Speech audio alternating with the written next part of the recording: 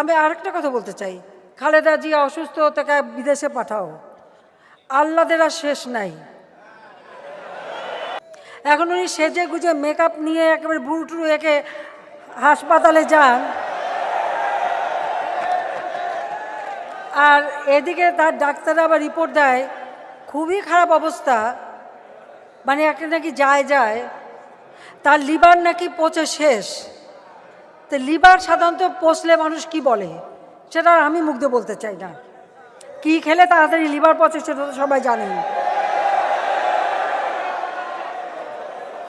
আর দ্বিতীয় কথা হচ্ছে, আমার কাছে বলে কোন মুখে, আমার কথা সেখানে আমার কাছে বলে কোন মুখে, জিয়াউর রহমান, আমার বাবা মা ভাই তাদের হত্যা,